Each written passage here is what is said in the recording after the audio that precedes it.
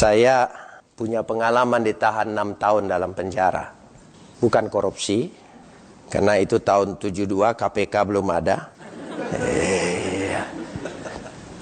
Tapi karena pindah agama dan tidak boleh dibesuk, tidak boleh ada keluarga tahu. Itu jauh waktu itu. Itu masa suram sekali. Sekarang hukum di Indonesia sudah jauh lebih baik. Tahun kedua saya boleh dibesuk, tapi hanya kiriman. Keluarga tidak boleh. Nah saudara, istri saya suka mengirim buat 1 bulan, hanya boleh 1 kali. Saya masih ingat dia kirim itu roti kong Guan-an yang besar itu. Kalau masih ingat, 1 black itu. Sabun Kamai, sabun mandi 1. Odol Pepsodent 1. Semua dikirim di situ. Sudah 1 tahun tidak pernah pakai odol. Gitu. Ya tidak peduli di sana saudara ya. Jadi pakai odol. Cukup besar Pepsodent yang dulu itu. Istri saya pikir cukup. Ternyata 2 minggu sudah habis. Karena dipakai rame-rame. Sampai dulu kan odol bisa dibuka tutupnya itu, kalengnya itu. Sampai dibuka dari buntutnya itu dikorek-korek gitu coba. Bersih. Tapi tidak ada. Lalu saya pikir sudah terbiasa pakai odol lalu tidak enak. Saya coba berdoa. Tuhan, tolong saya mau nyebut odol tidak tega.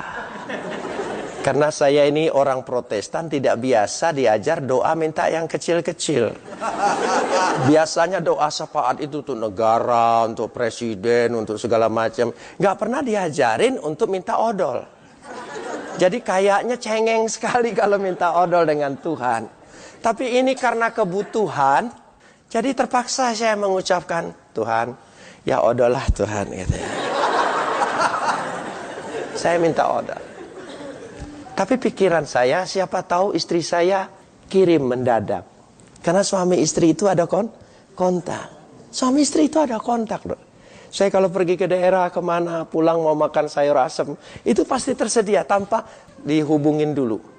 Ada kontak. Makanya laki-laki itu tidak bisa nyeleweng. Dia ada kontak. Karena 2 menjadi satu channel.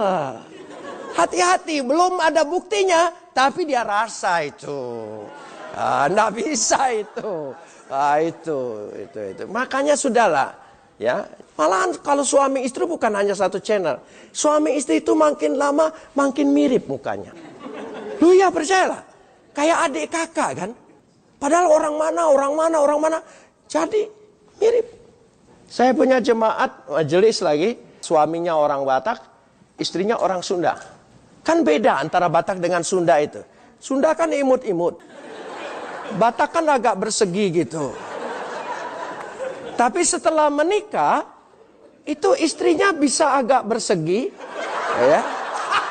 Lalu suaminya agak imut sedikit gitu. Rupanya, karena sering ketemu tiap hari, tidur bersama, segala bersama, suka duka bersama, mirip. Kalau enggak mirip itu pasti sering ganti-ganti. Makanya susah untuk mirip. Itu saudara. Itu suami istri. Loh ini penting saudara. Makanya kalau kita sering berdoa dengan Tuhan, mirip dengan dia. Kalau jarang-jarang itu mirip siapa? Itu perlu dipertanyakan karena ganti-ganti terus saudara ya. Nah saya kasih contoh saja. Begitu indahnya kemiripan itu suami istri menyelang itu tadi. Saya memimpin gereja pertama itu gereja Metodis. Sampai hari ini saya orang Metodis sebetulnya. Di gereja lain itu namanya TUG, Tenaga Utusan Gereja, untuk tugas di gereja lain. Nah, jadi saya punya bendahara gereja, namanya Om Gan. Dia menikah sudah hampir 50 tahun, sekarang sudah meninggal. Sama istrinya sudah mirip sekali. Dan pendeta memang sering berkunjung ke rumah bendahara. Memang harus dekat-dekat dengan bendahara, pendeta. Ya, gitu. Jadi saya pagi itu ke sana, lalu diterima oleh Om Gan. Sudah salam, ya duduk Pak Pendeta. Kami sebut bukan Pak Pendeta saya, Domini. Gitu, bukan domino saudara, Domini. Ya, Domini silakan masuk. Gitu. Lalu dia kasih kode dengan istrinya. Mah, hanya begitu, mah. Istrinya masuk ke dalam, tiba-tiba bawa kopi susu pisang goreng. Saya heran, kok bisa ngerti dia? Saya cari di kamus Purwadarminta, arti itu kopi susu pisang goreng, nggak ketemu, saudara. Tapi kok dia bisa ngerti? Mah, tahu dia. Karena pisang goreng itu panas, minum kopi lebih banyak, habis kopinya. Jadi saya bilang dengan Tante Gan,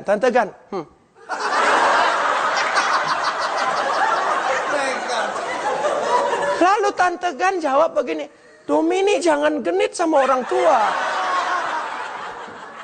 Loh, saya bilang, Om, tadi Tante ngerti. Kok saya Tante tidak ngerti. Kalau Om lain.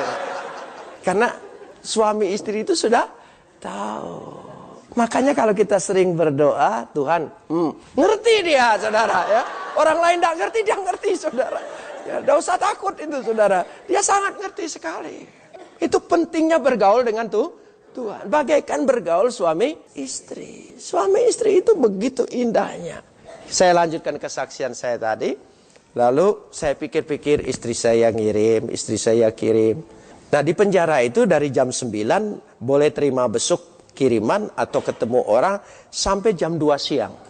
Selesai jam 2, saya tunggu-tunggu, tidak ada.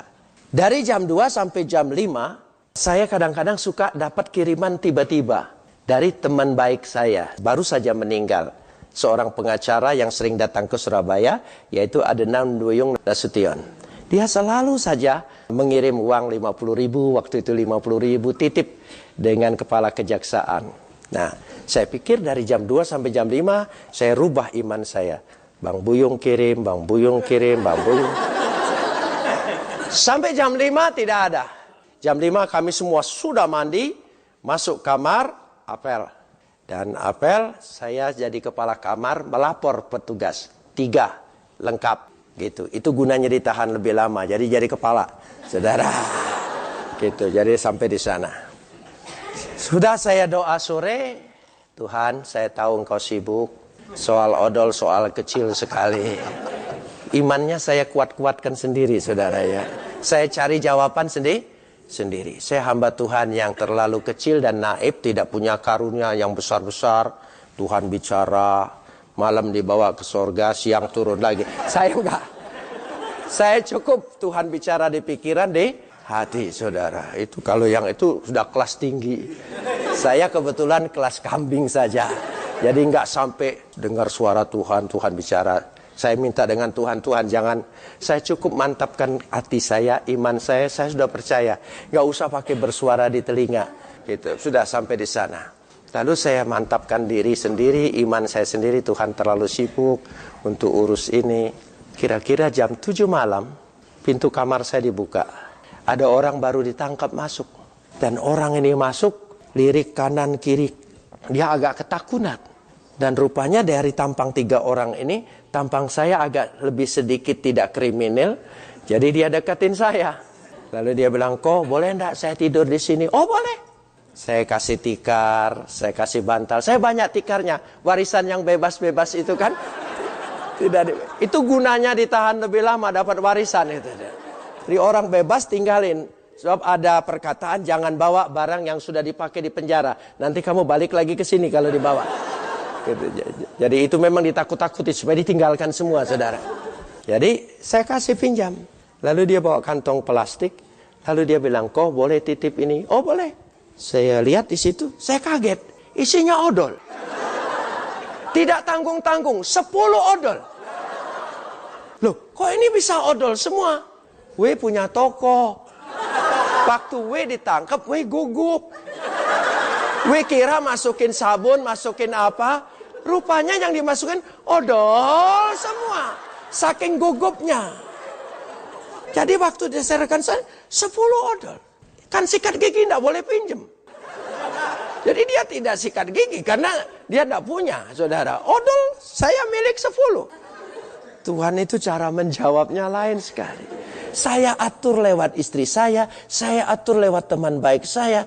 Ternyata Tuhan punya jalan lain.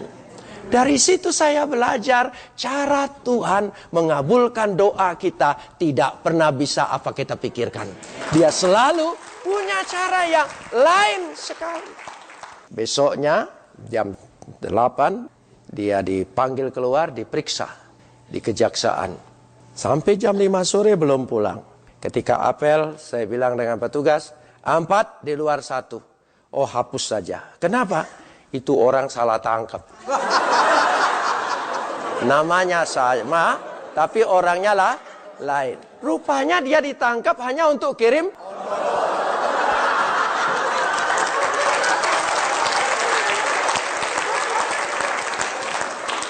Saudara, jangan atur jawaban doa kita menurut selera kita. Tuhan punya cara. Itu iman. Amin. Jadi iman nih bahwa Tuhan punya cara. 99 pintu tertutup. Ada apa peribahasanya? Ada 1 pintu salah. 99 pintu tertutup. Ada 9.000 pintu terbuka. Terlalu banyak cara Tuhan. Jangan batasi cara Tuhan hanya 1 cara. Dia banyak sekali cara. Jadi dari situ saya mulai belajar, meskipun sebagai orang Protestan tidak pernah diajar doa minta yang kecil-kecil, ternyata Tuhan itu memperhatikan kita dari perkara yang kecil, apalagi yang besar. Dia sangat memperhatikan kebutuhan kita. Amin, saudara.